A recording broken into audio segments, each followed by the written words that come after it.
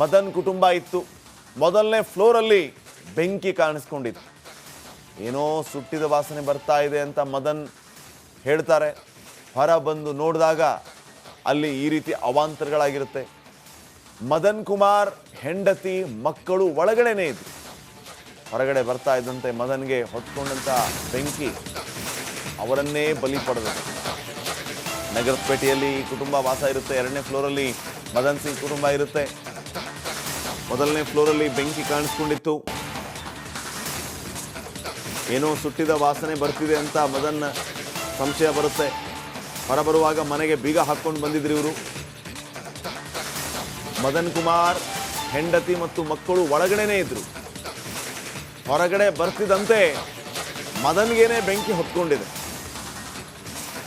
ನೋಡಿ, ಮನೆಗೆ ಬೀಗ ಹಾಕ್ಕೊಂಡು ಬಂದಿದ್ದರಿಂದ ಮನೆಯ ಒಳಗಡೆ ಇದ್ದವರಿಗೆ ಆಚೆ ಬರೋದಕ್ಕೆ ಆಸ್ಪದನೇ ಆಗಲಿಲ್ಲ. ಇನ್ನು ಈ ಮದನ್ ಒಳಗಡೆ ಹೋಗ್ತಾ ಇದ್ದಂತೆ ಬೆಂಕಿನೇ ಅವರಿಗೆ ಹೊತ್ಕೊಂಡಿದೆ. ಸಜೀವ ದಹನಗೊಂಡಿದ್ದಾರೆ.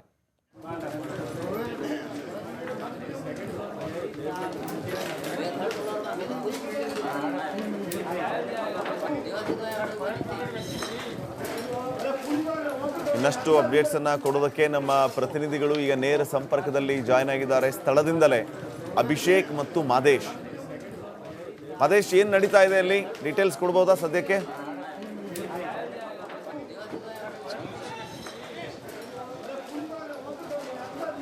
ಶ್ರೀಪಾದ್, ಈಗಾಗಲೇ ಘಟನಾ ಸ್ಥಳದಲ್ಲಿ ಅಗ್ನಿಶಾಮಕ ಸಿಬ್ಬಂದಿ ಮತ್ತು ಸ್ಥಳೀಯ ಪೊಲೀಸರು ಕಾರ್ಯಾಚರಣೆಯನ್ನು ನಡೆಸಿದ್ದಾರೆ. ಮತ್ತೊಂದು ಅಗ್ನಿಶಾಮಕ ವಾಹನ ಈಗ ಆಗಮಿಸಿ ಬೆಂಕಿ ನಂದಿಸೋದಕ್ಕೆ ಮುಂದಾಗಿದ್ದಾರೆ.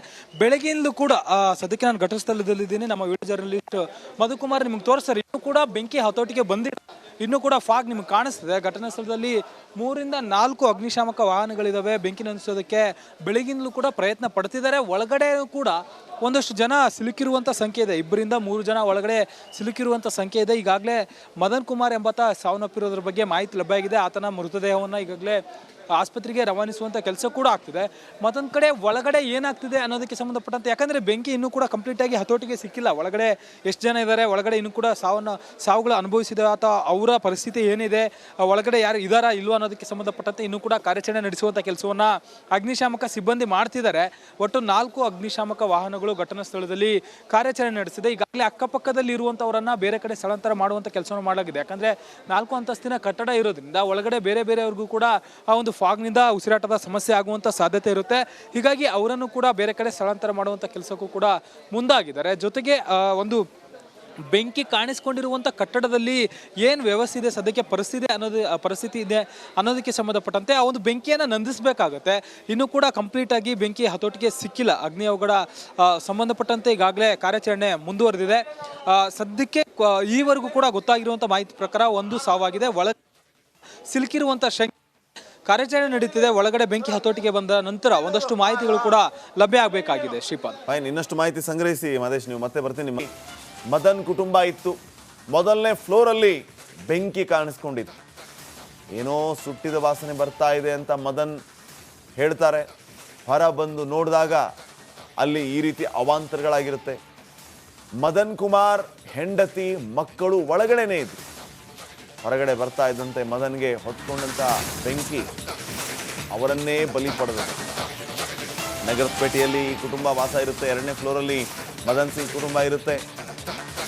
ಮೊದಲನೇ ಫ್ಲೋರಲ್ಲಿ ಬೆಂಕಿ ಕಾಣಿಸ್ಕೊಂಡಿತ್ತು. ಏನೋ ಸುಟ್ಟಿದ ವಾಸನೆ ಬರ್ತಿದೆ ಅಂತ ಮದನ್ ಸಂಶಯ ಬರುತ್ತೆ. ಹೊರಬರುವಾಗ ಮನೆಗೆ ಬೀಗ ಹಾಕ್ಕೊಂಡು ಬಂದಿದ್ರು ಇವರು. ಮದನ್ ಕುಮಾರ್ ಹೆಂಡತಿ ಮತ್ತು ಮಕ್ಕಳು ಒಳಗಡೆನೇ ಇದ್ರು. ಹೊರಗಡೆ ಬರ್ತಿದ್ದಂತೆ ಮದನ್ಗೇನೆ ಬೆಂಕಿ ಹೊತ್ಕೊಂಡಿದೆ. ನೋಡಿ, ಮನೆಗೆ ಬೀಗ ಹಾಕ್ಕೊಂಡು ಬಂದಿದ್ದರಿಂದ ಮನೆಯ ಒಳಗಡೆ ಇದ್ದವರಿಗೆ ಆಚೆ ಬರೋದಕ್ಕೆ ಆಸ್ಪದನೇ ಆಗಲಿಲ್ಲ. ಇನ್ನು ಈ ಮದನ್ ಒಳಗಡೆ ಹೋಗ್ತಾ ಇದ್ದಂತೆ ಬೆಂಕಿನೇ ಅವರಿಗೆ ಹೊತ್ಕೊಂಡಿದೆ. ಸಜೀವ ದಹನಗೊಂಡಿದ್ದಾರೆ.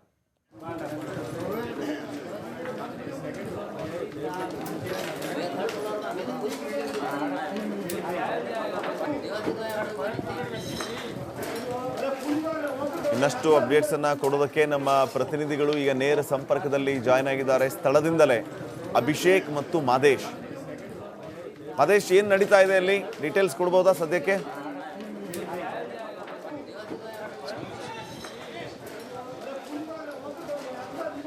ಶ್ರೀಪಾದ್, ಈಗಾಗಲೇ ಘಟನಾ ಸ್ಥಳದಲ್ಲಿ ಅಗ್ನಿಶಾಮಕ ಸಿಬ್ಬಂದಿ ಮತ್ತು ಸ್ಥಳೀಯ ಪೊಲೀಸರು ಕಾರ್ಯಾಚರಣೆಯನ್ನು ನಡೆಸಿದ್ದಾರೆ. ಮತ್ತೊಂದು ಅಗ್ನಿಶಾಮಕ ವಾಹನ ಈಗ ಆಗಮಿಸಿ ಬೆಂಕಿ ನಂದಿಸೋದಕ್ಕೆ ಮುಂದಾಗಿದ್ದಾರೆ. ಬೆಳಗ್ಗೆಯಿಂದಲೂ ಕೂಡ ಸದ್ಯಕ್ಕೆ ನಾನು ಘಟನಾ ಸ್ಥಳದಲ್ಲಿದ್ದೀನಿ. ನಮ್ಮ ವಿಡಿಯೋ ಜರ್ನಲಿಸ್ಟ್ ಮಧುಕುಮಾರ್ ನಿಮ್ಗೆ ತೋರಿಸ್ತಾರೆ. ಇನ್ನೂ ಕೂಡ ಬೆಂಕಿ ಹತೋಟಿಗೆ ಬಂದಿಲ್ಲ, ಇನ್ನೂ ಕೂಡ ಫಾಗ್ ನಿಮ್ಗೆ ಕಾಣಿಸ್ತಿದೆ. ಘಟನಾ ಸ್ಥಳದಲ್ಲಿ 3 ರಿಂದ 4 ಅಗ್ನಿಶಾಮಕ ವಾಹನಗಳಿದ್ದಾವೆ. ಬೆಂಕಿ ನಂದಿಸೋದಕ್ಕೆ ಬೆಳಗಿಂದಲೂ ಕೂಡ ಪ್ರಯತ್ನ ಪಡ್ತಿದ್ದಾರೆ. ಒಳಗಡೆ ಕೂಡ ಒಂದಷ್ಟು ಜನ ಸಿಲುಕಿರುವಂಥ ಸಂಖ್ಯೆ ಇದೆ. 2 ರಿಂದ 3 ಜನ ಒಳಗಡೆ ಸಿಲುಕಿರುವಂಥ ಸಂಖ್ಯೆ ಇದೆ. ಈಗಾಗಲೇ ಮದನ್ ಕುಮಾರ್ ಎಂಬಾತ ಸಾವನ್ನಪ್ಪಿರೋದ್ರ ಬಗ್ಗೆ ಮಾಹಿತಿ ಲಭ್ಯ ಆಗಿದೆ. ಆತನ ಮೃತದೇಹವನ್ನು ಈಗಾಗಲೇ ಆಸ್ಪತ್ರೆಗೆ ರವಾನಿಸುವಂಥ ಕೆಲಸ ಕೂಡ ಆಗ್ತಿದೆ.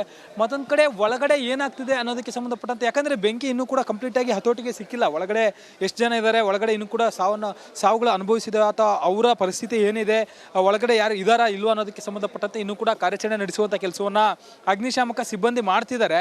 ಒಟ್ಟು 4 ಅಗ್ನಿಶಾಮಕ ವಾಹನಗಳು ಘಟನಾ ಸ್ಥಳದಲ್ಲಿ ಕಾರ್ಯಾಚರಣೆ ನಡೆಸಿದೆ. ಈಗಾಗಲೇ ಅಕ್ಕಪಕ್ಕದಲ್ಲಿ ಇರುವಂಥವರನ್ನು ಬೇರೆ ಕಡೆ ಸ್ಥಳಾಂತರ ಮಾಡುವಂಥ ಕೆಲಸವನ್ನು ಮಾಡಲಾಗಿದೆ. ಯಾಕಂದರೆ 4 ಅಂತಸ್ತಿನ ಕಟ್ಟಡ ಇರೋದ್ರಿಂದ ಒಳಗಡೆ ಬೇರೆಯವ್ರಿಗೂ ಕೂಡ ಆ ಒಂದು ಫಾಗ್ನಿಂದ ಉಸಿರಾಟದ ಸಮಸ್ಯೆ ಆಗುವಂಥ ಸಾಧ್ಯತೆ ಇರುತ್ತೆ. ಹೀಗಾಗಿ ಅವರನ್ನು ಕೂಡ ಬೇರೆ ಕಡೆ ಸ್ಥಳಾಂತರ ಮಾಡುವಂಥ ಕೆಲಸಕ್ಕೂ ಕೂಡ ಮುಂದಾಗಿದ್ದಾರೆ. ಜೊತೆಗೆ ಒಂದು ಬೆಂಕಿ ಕಾಣಿಸ್ಕೊಂಡಿರುವಂಥ ಕಟ್ಟಡದಲ್ಲಿ ಏನು ವ್ಯವಸ್ಥೆ ಇದೆ, ಸದ್ಯಕ್ಕೆ ಪರಿಸ್ಥಿತಿ ಇದೆ ಅನ್ನೋದಕ್ಕೆ ಸಂಬಂಧಪಟ್ಟಂತೆ ಆ ಒಂದು ಬೆಂಕಿಯನ್ನು ನಂದಿಸಬೇಕಾಗತ್ತೆ. ಇನ್ನೂ ಕೂಡ ಕಂಪ್ಲೀಟಾಗಿ ಬೆಂಕಿ ಹತೋಟಿಗೆ ಸಿಕ್ಕಿಲ್ಲ. ಅಗ್ನಿ ಅವಘಡ ಸಂಬಂಧಪಟ್ಟಂತೆ ಈಗಾಗಲೇ ಕಾರ್ಯಾಚರಣೆ ಮುಂದುವರೆದಿದೆ. ಸದ್ಯಕ್ಕೆ ಈವರೆಗೂ ಕೂಡ ಗೊತ್ತಾಗಿರುವಂಥ ಮಾಹಿತಿ ಪ್ರಕಾರ 1 ಸಾವಾಗಿದೆ. ಒಳಗೆ ಸಿಲುಕಿರುವಂಥ ಕಾರ್ಯಾಚರಣೆ ನಡೀತಿದೆ. ಒಳಗಡೆ ಬೆಂಕಿ ಹತೋಟಿಗೆ ಬಂದ ನಂತರ ಒಂದಷ್ಟು ಮಾಹಿತಿಗಳು ಕೂಡ ಲಭ್ಯ ಆಗಬೇಕಾಗಿದೆ. ಶ್ರೀಪಾದ್, ಫೈನ್, ಇನ್ನಷ್ಟು ಮಾಹಿತಿ ಸಂಗ್ರಹಿಸಿ ಮಹೇಶ್, ನೀವು ಮತ್ತೆ ಬರ್ತೀನಿ. ನಿಮ್ಮ ಮದನ್ ಕುಟುಂಬ ಇತ್ತು. ಮೊದಲನೇ ಫ್ಲೋರಲ್ಲಿ ಬೆಂಕಿ ಕಾಣಿಸ್ಕೊಂಡಿತ್ತು. ಏನೋ ಸುಟ್ಟಿದ ವಾಸನೆ ಬರ್ತಾ ಇದೆ ಅಂತ ಮದನ್ ಹೇಳ್ತಾರೆ. ಹೊರ ಬಂದು ನೋಡಿದಾಗ ಅಲ್ಲಿ ಈ ರೀತಿ ಅವಾಂತರಗಳಾಗಿರುತ್ತೆ. ಮದನ್ ಕುಮಾರ್ ಹೆಂಡತಿ ಮಕ್ಕಳು ಒಳಗಡೆನೇ ಇದ್ರು. ಹೊರಗಡೆ ಬರ್ತಾ ಇದ್ದಂತೆ ಮದನ್ಗೆ ಹೊತ್ಕೊಂಡಂಥ ಬೆಂಕಿ ಅವರನ್ನೇ ಬಲಿ ಪಡೆದ. ನಗರಪೇಟೆಯಲ್ಲಿ ಈ ಕುಟುಂಬ ವಾಸ ಇರುತ್ತೆ. 2ನೇ ಫ್ಲೋರಲ್ಲಿ ಮದನ್ ಸಿಂಗ್ ಕುಟುಂಬ ಇರುತ್ತೆ. ಮೊದಲನೇ ಫ್ಲೋರಲ್ಲಿ ಬೆಂಕಿ ಕಾಣಿಸ್ಕೊಂಡಿತ್ತು. ಏನೋ ಸುಟ್ಟಿದ ವಾಸನೆ ಬರ್ತಿದೆ ಅಂತ ಮದನ್ ಸಂಶಯ ಬರುತ್ತೆ. ಹೊರಬರುವಾಗ ಮನೆಗೆ ಬೀಗ ಹಾಕ್ಕೊಂಡು ಬಂದಿದ್ರು ಇವರು. ಮದನ್ ಕುಮಾರ್ ಹೆಂಡತಿ ಮತ್ತು ಮಕ್ಕಳು ಒಳಗಡೆನೇ ಇದ್ರು. ಹೊರಗಡೆ ಬರ್ತಿದ್ದಂತೆ ಮದನ್ಗೇನೆ ಬೆಂಕಿ ಹೊತ್ಕೊಂಡಿದೆ. ನೋಡಿ, ಮನೆಗೆ ಬೀಗ ಹಾಕ್ಕೊಂಡು ಬಂದಿದ್ದರಿಂದ ಮನೆಯ ಒಳಗಡೆ ಇದ್ದವ್ರಿಗೆ ಆಚೆ ಬರೋದಕ್ಕೆ ಆಸ್ಪದನೇ ಆಗಲಿಲ್ಲ. ಇನ್ನು ಈ ಮದನ್ ಒಳಗಡೆ ಹೋಗ್ತಾ ಇದ್ದಂತೆ ಬೆಂಕಿನೇ ಅವರಿಗೆ ಹೊತ್ಕೊಂಡಿದೆ. ಸಜೀವ ದಹನಗೊಂಡಿದ್ದಾರೆ.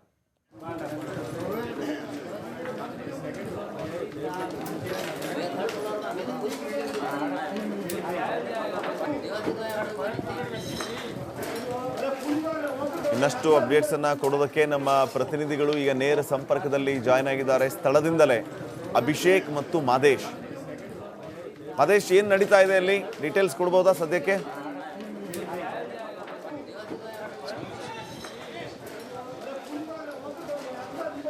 ಶ್ರೀಪಾದ್, ಈಗಾಗಲೇ ಘಟನಾ ಸ್ಥಳದಲ್ಲಿ ಅಗ್ನಿಶಾಮಕ ಸಿಬ್ಬಂದಿ ಮತ್ತು ಸ್ಥಳೀಯ ಪೊಲೀಸರು ಕಾರ್ಯಾಚರಣೆಯನ್ನು ನಡೆಸಿದ್ದಾರೆ. ಮತ್ತೊಂದು ಅಗ್ನಿಶಾಮಕ ವಾಹನ ಈಗ ಆಗಮಿಸಿ ಬೆಂಕಿ ನಂದಿಸೋದಕ್ಕೆ ಮುಂದಾಗಿದ್ದಾರೆ.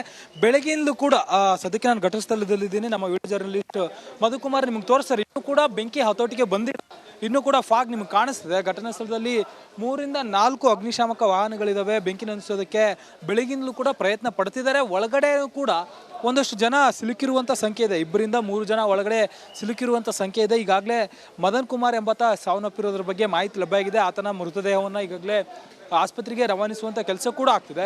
ಮತ್ತೊಂದು ಕಡೆ ಒಳಗಡೆ ಏನಾಗ್ತಿದೆ ಅನ್ನೋದಕ್ಕೆ ಸಂಬಂಧಪಟ್ಟಂತೆ, ಯಾಕಂದರೆ ಬೆಂಕಿ ಇನ್ನೂ ಕೂಡ ಕಂಪ್ಲೀಟಾಗಿ ಹತೋಟಿಗೆ ಸಿಕ್ಕಿಲ್ಲ. ಒಳಗಡೆ ಎಷ್ಟು ಜನ ಇದ್ದಾರೆ, ಒಳಗಡೆ ಇನ್ನೂ ಕೂಡ ಸಾವುಗಳು ಅನುಭವಿಸಿದ ಅಥವಾ ಅವರ ಪರಿಸ್ಥಿತಿ ಏನಿದೆ, ಒಳಗಡೆ ಯಾರು ಇದ್ದಾರಾ ಇಲ್ವೋ ಅನ್ನೋದಕ್ಕೆ ಸಂಬಂಧಪಟ್ಟಂತೆ ಇನ್ನೂ ಕೂಡ ಕಾರ್ಯಾಚರಣೆ ನಡೆಸುವಂಥ ಕೆಲಸವನ್ನು ಅಗ್ನಿಶಾಮಕ ಸಿಬ್ಬಂದಿ ಮಾಡ್ತಿದ್ದಾರೆ. ಒಟ್ಟು 4 ಅಗ್ನಿಶಾಮಕ ವಾಹನಗಳು ಘಟನಾ ಸ್ಥಳದಲ್ಲಿ ಕಾರ್ಯಾಚರಣೆ ನಡೆಸಿದೆ. ಈಗಾಗಲೇ ಅಕ್ಕಪಕ್ಕದಲ್ಲಿ ಇರುವಂಥವರನ್ನು ಬೇರೆ ಕಡೆ ಸ್ಥಳಾಂತರ ಮಾಡುವಂಥ ಕೆಲಸವನ್ನು ಮಾಡಲಾಗಿದೆ. ಯಾಕಂದರೆ 4 ಅಂತಸ್ತಿನ ಕಟ್ಟಡ ಇರೋದ್ರಿಂದ ಒಳಗಡೆ ಬೇರೆಯವ್ರಿಗೂ ಕೂಡ ಆ ಒಂದು ಫಾಗ್ನಿಂದ ಉಸಿರಾಟದ ಸಮಸ್ಯೆ ಆಗುವಂಥ ಸಾಧ್ಯತೆ ಇರುತ್ತೆ. ಹೀಗಾಗಿ ಅವರನ್ನು ಕೂಡ ಬೇರೆ ಕಡೆ ಸ್ಥಳಾಂತರ ಮಾಡುವಂಥ ಕೆಲಸಕ್ಕೂ ಕೂಡ ಮುಂದಾಗಿದ್ದಾರೆ. ಜೊತೆಗೆ ಒಂದು ಬೆಂಕಿ ಕಾಣಿಸ್ಕೊಂಡಿರುವಂಥ ಕಟ್ಟಡದಲ್ಲಿ ಏನು ವ್ಯವಸ್ಥೆ ಇದೆ, ಸದ್ಯಕ್ಕೆ ಪರಿಸ್ಥಿತಿ ಇದೆ ಅನ್ನೋದಕ್ಕೆ ಸಂಬಂಧಪಟ್ಟಂತೆ ಆ ಒಂದು ಬೆಂಕಿಯನ್ನು ನಂದಿಸಬೇಕಾಗತ್ತೆ. ಇನ್ನೂ ಕೂಡ ಕಂಪ್ಲೀಟಾಗಿ ಬೆಂಕಿ ಹತೋಟಿಗೆ ಸಿಕ್ಕಿಲ್ಲ. ಅಗ್ನಿ ಅವಘಡ ಸಂಬಂಧಪಟ್ಟಂತೆ ಈಗಾಗಲೇ ಕಾರ್ಯಾಚರಣೆ ಮುಂದುವರೆದಿದೆ. ಸದ್ಯಕ್ಕೆ ಈವರೆಗೂ ಕೂಡ ಗೊತ್ತಾಗಿರುವಂಥ ಮಾಹಿತಿ ಪ್ರಕಾರ 1 ಸಾವಾಗಿದೆ. ಒಳಗೆ ಸಿಲುಕಿರುವಂಥ ಕಾರ್ಯಾಚರಣೆ ನಡೀತಿದೆ. ಒಳಗಡೆ ಬೆಂಕಿ ಹತೋಟಿಗೆ ಬಂದ ನಂತರ ಒಂದಷ್ಟು ಮಾಹಿತಿಗಳು ಕೂಡ ಲಭ್ಯ ಆಗಬೇಕಾಗಿದೆ. ಶ್ರೀಪಾದ್, ಫೈನ್, ಇನ್ನಷ್ಟು ಮಾಹಿತಿ ಸಂಗ್ರಹಿಸಿ ಮಹೇಶ್, ನೀವು ಮತ್ತೆ ಬರ್ತೀನಿ.